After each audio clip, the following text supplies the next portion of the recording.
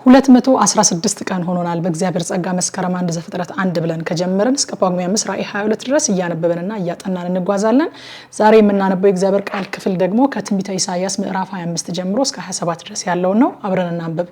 በጌታ በኢየሱስ ስም አነባለሁ። ትንቢተ ኢሳይያስ ምዕራፍ 25 አቤቱ አንተ አምላኬ ነህ፣ ድንቅን ነገር የድሮ ምክርን በታማኝነትና በእውነት አድርገሃልና ከፍ ከፍ አደርግሃለሁ። ስምህንም አመሰግናለሁ። ከተማይቱን የድንጋይ ክምር የተመሸገችውን ከተማ ውድማ እንድትሆን የኃጥአንንም አዳራሽ ከተማ እንዳትሆን አደርግሃል፣ ከቶ አትሰራም። ስለዚህ ኃያላኑ ወገኖች ያከብሩሃል፣ የጨካኞች አሕዛብ ከተማም ትፈራሃለች።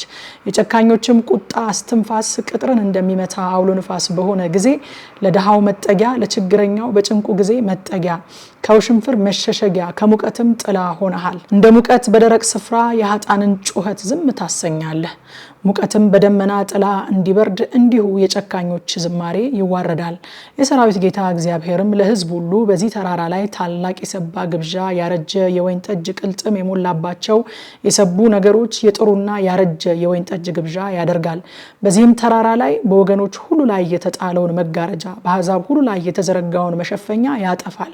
ሞትን ለዘላለም ይውጣል። ጌታ እግዚአብሔርም ከፊት ሁሉ እንባን ያብሳል፣ የሕዝቡንም ስድብ ከምድር ሁሉ ላይ ያስወግዳል።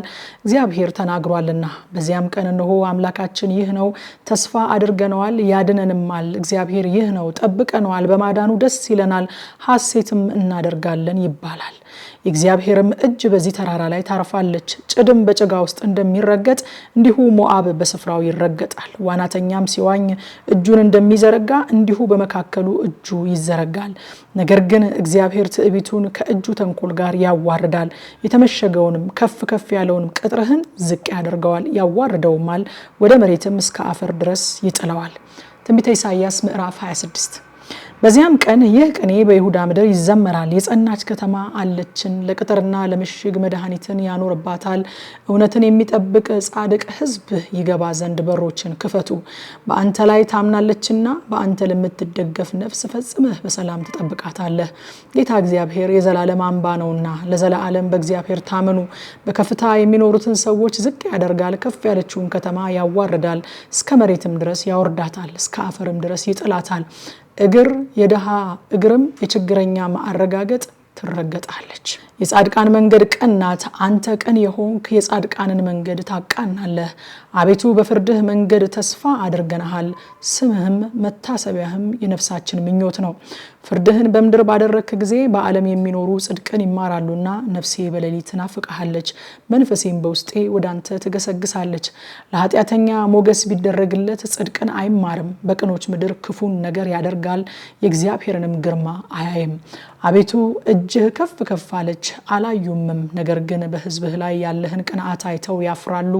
እሳትም ጠላቶችህን ትበላለች። አቤቱ ስራችንን ሁሉ ሰርተህልናልና ሰላምን ትሰጠናለህ። አቤቱ አምላካችን ሆይ ከአንተ በቀር ሌሎች ጌቶች ገዝተውናል። ነገር ግን በአንተ ብቻ ስምህን እናስባለን። እነርሱ ሞተዋል፣ በሕይወት አይኖሩም፣ ጠፍተዋል፣ አይነሱም።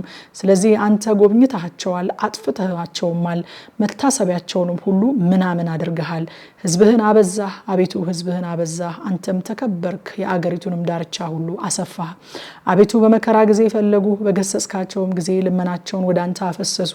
የጸነሰች ሴት ለመውለድ ስትቀርብ እንደምትጨነቅና በምጥ እንደምትጮህ አቤቱ እንዲሁ በፊትህ ሆነናል።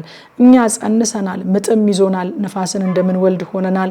በምድርም ደህንነት አላደረግንም። በዓለምም የሚኖሩ ይወድቃሉ፣ ሙታንህ ሕያዋን ይሆናሉ፣ ሬሳዎችም ይነሳሉ። በምድር የምትኖሩ ሆይ ጠልህ የብርሃን ጠል ነውና ምድርም ሙታንን ታወጣለችና ንቁ ዘምሩም። ሕዝቤ ሆይ ና ወደ ቤትህ ግባ፣ ደጅህን በኋላህ ዝጋ። ቁጣ እስኪያልፍ ድረስ ጥቂት ጊዜ ተሸሸግ። በምድር በሚኖሩባት ላይ በበደላቸው ምክንያት ቁጣውን ያመጣባቸው ዘንድ እነሆ እግዚአብሔር ከስፍራው ይወጣል።